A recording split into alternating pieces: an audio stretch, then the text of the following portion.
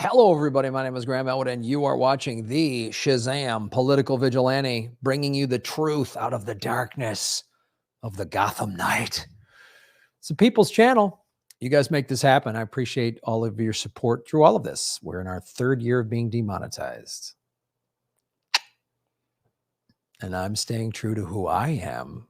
I'm not chasing clicks. That's right.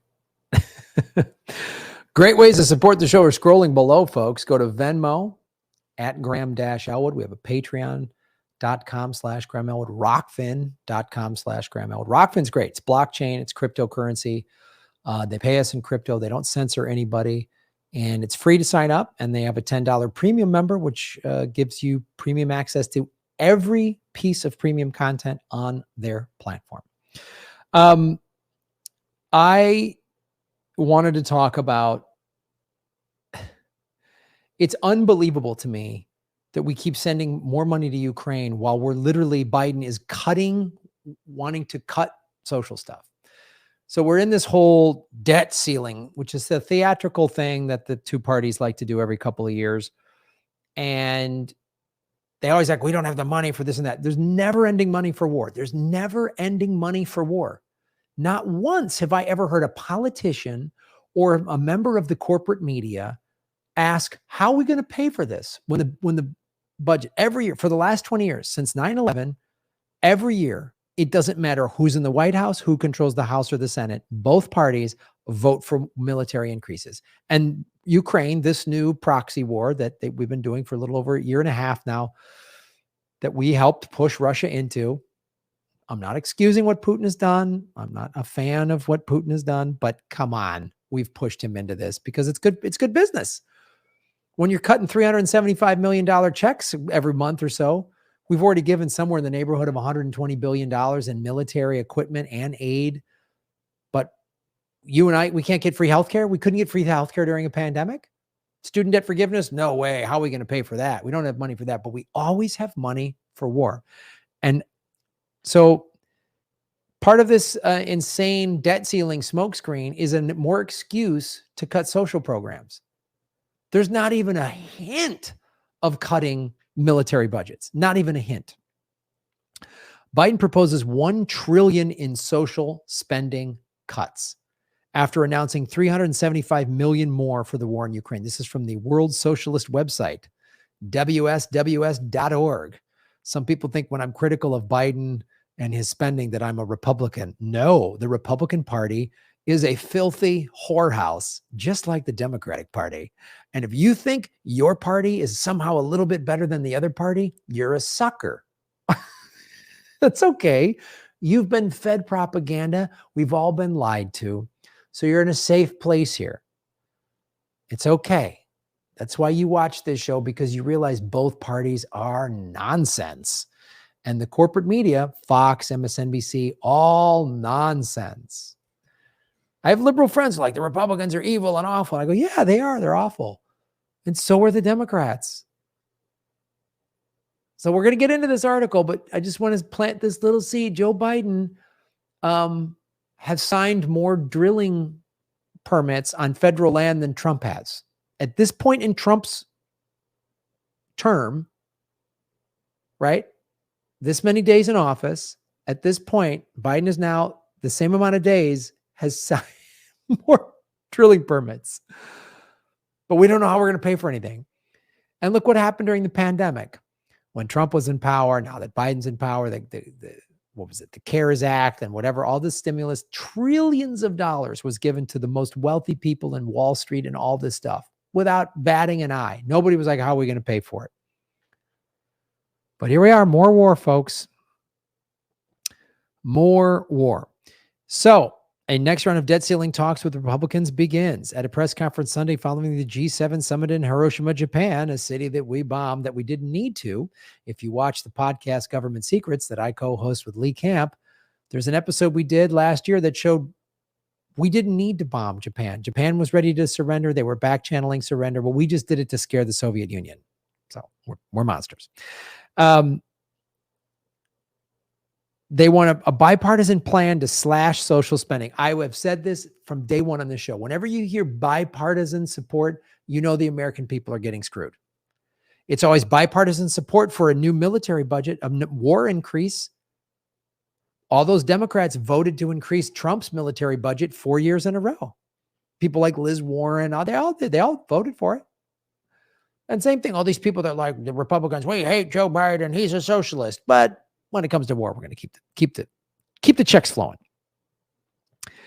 On Sunday, Biden reportedly pointed to his proposal to cut more than $1 trillion in discretionary spending as part of a budget deal, making clear that his government is committed to imposing a new wave of austerity measures that will further undermine education, healthcare, housing, home heating assistance, and other vital programs relied upon by millions of working class families.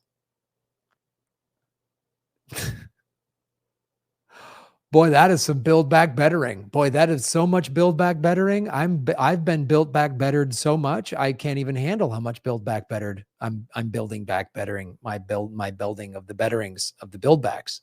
Just amazing. Biden announced he would call on McCarthy, who's also a greasy pimp, from Air Force One while flying back to Washington. Later on Sunday, McCarthy, moron, idiot, pimp, just like Biden, dropped his accusatory tone toward Biden, calling the telephone call productive. Oh, great. When these two parasites get together and agree on something, it's productive. Why can't all of our SBA and PPP loans be forgiven? Because Wall Street got their loans forgiven. I'm a small business owner. I had to take out an SBA loan to cover. I have a couple of people I hire. I had an assistant that I hired. I don't have an assistant anymore. I can't afford it. And I have an editor that I hire. Part-time work. So I was those people were still allowed to work during the pandemic thanks to the SBA loan, but now I have to pay that back. Now, rich people on Wall Street do not have to pay their loans back. Wow. They offered me way more money. They offered me like an insane amount of money. And I was like, I don't want all that debt. I should have just taken it and bought Bitcoin. That's what I should have done. While neither he nor the Republicans nor the corporate media point out is the direct connection between the new austerity drive and the ever expanding cost of the US-led war against Russia and Ukraine. Yes, we're in a proxy war. While Biden was in Japan, the U.S. government announced that it allotted another $375 million to arm Ukraine. I want you to think of that number the next time you go to the grocery store and you see the prices through the roof. When you're trying to just pay your basic bills. We're coming into the summer months now. When people are starting to use their air conditioners, and when you pay your electric bill, right? You just came off of a cold winter, whatever. Think of that. Got to go get gas, fills up a tank of gas, right? You're paying off your student debt. I want you to think of that when you get your student debt pill every month. That the government could wipe out. 85% of all student loans are federally backed, which means the federal government could just say, you don't have to pay them anymore. They don't even need to allocate budget money. They can just say, don't pay us back. Oh, part of the thing we're giving in the $375 million is we're going to give them the right-wing nationalist government in Kiev with F-16 nuclear-capable jets. Oh, that's good. Now we're going to escalate this into World War III with Russia. That's smart. That's smart. In the barrage of propaganda over the supposed necessity to slash social programs to avert the nation's first ever default on its debt obligations, which, according to the Treasury Secretary and former Federal Reserve Chair Janet Yellen, could come as early as June 1. And again, no one's talking about military spending. No one on CNN, no one at Fox, no one on ABC or MSNBC. Nobody's like, if we're so worried about the debt ceiling and spending, why are we spending all this money on military? Why? Nobody brings that up. You have to go to the World Socialist website, .org, to get that brought up. Boy, we got a great journalism. In fact, social spending as a percentage of GDP has declined sharply since 2011. So this, like, when the Republicans, that's their song and dance, is, oh, we got to trim the fat, like, blah, blah, blah, blah, blah. Shut up, you idiots. You're so stupid. You ever notice, too, the Republicans are just ugly and dumb, and so are the Democrats? But when the Republicans say that crap, it's just like they sound like old people who are so out of touch. So the facts don't even support this. We have been giving less to social programs since 2011 when Obama was in office. Remember in 2011, when the last Democratic administration, which was Biden and Obama, followed the multi-trillion-dollar bailout of the banks after the financial crash of 2008 with the Bipartisan Budget Control Act of 2011. There's that word again, bipartisan. When you hear bipartisan, just imagine a fist just coming in every American's backside, just like, that's bipartisan. That's what it means. The measure imposed a decade-long cap on discretionary spending. Thanks, guys. That's our Democratic. That's last time the Democrats were in power and they just rolled over to this crap. That's what they do.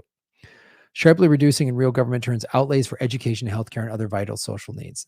But during the campaign trail, we're going to help spend money on social programs. That's what the Democrats say they're going to do, but then they always just join with the Republicans hand in hand in sticking it to the American people. Military spending has exploded. Last year, 2022, Biden administration allocated $113 billion for the war in Ukraine and enacted a record $1 trillion defense budget. It was $858 billion for the war budget for 2023, but then there's always extra spending that goes on top of it. It's $1 trillion. It's $1 trillion. Think of that, $1 trillion in defense spending, including all this money for Ukraine. $1 trillion. Think about that. When you're driving on a road that isn't working, or your kid's school doesn't have what it needs, or there's not a bus that comes out to where you live and they don't have the money for it, or they're cutting the funding on the kids' music program, or there's potholes, or the park needs to be remodeled, or there's no money for the homeless. There's no money for the homeless, but there's $1 trillion a year for war.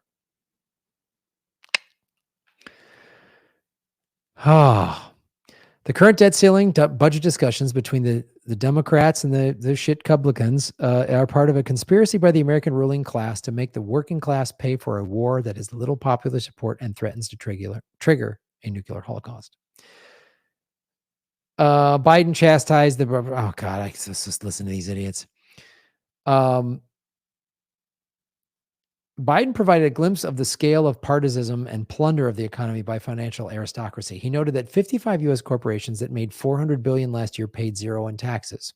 He added that billionaires in the U.S. pay an average tax rate of 8% because the rich write the tax laws. He asserted that the hiring of IRS agents and enforcement of a 15% corporate minimum tax would generate $400 billion in additional federal revenue. As Biden well knows, nothing will be done to rein in the swindlers because they helped put him in office. He was the number one recipient of billionaire donors out of the entire Democratic primary field for the 2020 election. The number two, Kamala Harris. So he's not. It's all talk. He attacked the Republicans for blah, blah, blah, blah, blah, blah. Yeah. The New York Times reported Sunday that Biden had agreed to cap on non-defense discretionary spending. So defense war gets endless money, literally endless money. Interviewed at Meet the Press, Treasury Secretary Janet Yellen, who said last week a default would trigger an economic and financial catastrophe. Of course. Told moderator Chuck Todd that the odds of reaching June 5th while being able to pay all of our bills is quite low. There will be hard choices to make if the debt ceiling isn't raised. Hard choices for Americans, not the defense industry. There will be no hard choices for the defense industry. Both sides say mandatory entitlement programs, Social Security and Medicare, are off the table. Oh God, here's another one. Republican senator from Louisiana, Bill Cassidy, so-called moderate. Yeah, that's the right wing. The Republican Party is like a full neo-fascist organization that moderates are just like nuts. And the Democratic Party is like to the right of Reagan now. They're the crazy left. They make Reagan look like some sort of hippie dancing in a field. He's advocating for tying Social Security to the stock market and privatizing. Well, those are the two words to be afraid of: bipartisan and privatization. Privatization means you get screwed too, and that's that insider trading is happening. Medicare will run out of money in 2028. Social Security will run out of money in 2034, he continued, which was Fitzpatrick said this. Brian Fitzpatrick, a Republican from Pennsylvania. 75% of our budget, and that's where the financial solvency needs to be addressed by both revenue expenses. No mention of military. None. It's so hilarious. They just do this out in the open and the press says nothing and the American people buy it. You guys don't because you watch this show, but like it's unreal. Like,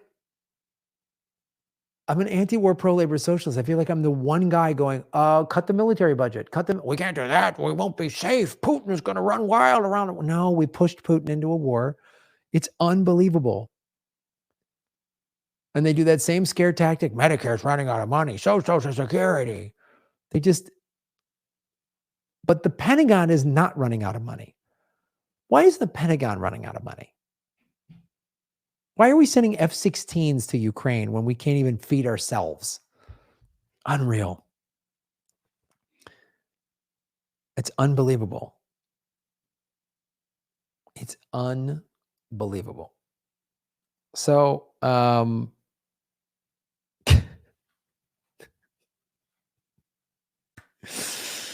oh man, follow the money, connect the dots, get the truth. Go to the World Socialist website, wsws.org, and share this out there. It's unreal. It's always money for war. It's just unreal. And I want all of you to do this who watch this show. On social media, in personal conversations, always ask, how are we going to pay for it when it comes to war? Anytime you see a post, an article on the war budget, we're spending this much to Ukraine, or the Pentagon gets an increase, always say, how are we going to pay for it? Just start that narrative. Put that narrative out there, right? That's how we got to do it. How are we going to pay for it? How are we going to pay for it? How are we going to pay for it? How are we going to pay for it? How are we going to pay for it? How are we going to pay for it? How are we going to pay for it? How are we going to pay for war? How are we going to pay for all of this military spending? How are we going to pay for $1 trillion a year? How are we going to pay for it? If you're watching my MMT videos, you know we have the money to pay for all of this. So this is just theater to stick it to the American people and keep American people poor and powerless and barely getting by. What was it, 100 or 200 new billionaires were created during the pandemic?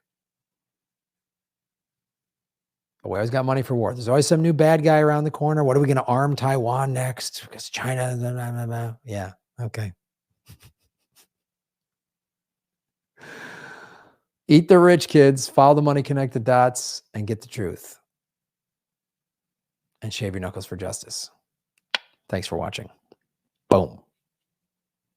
Hey, everybody. Thanks for watching. We are still in our 9th month of demonetization from YouTube. So support what we're doing at patreon.com/Graham Elwood or rockfin.com/Graham Elwood, which is a blockchain cryptocurrency platform.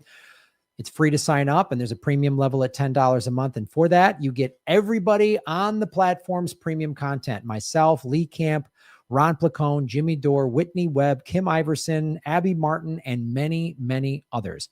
You can also support what we're doing at Venmo at Graham-Elwood, and go to GrahamElwood.com. We have a PayPal button and a PO box. I also have crypto wallets, which are all in the show notes. Thanks for supporting what we do.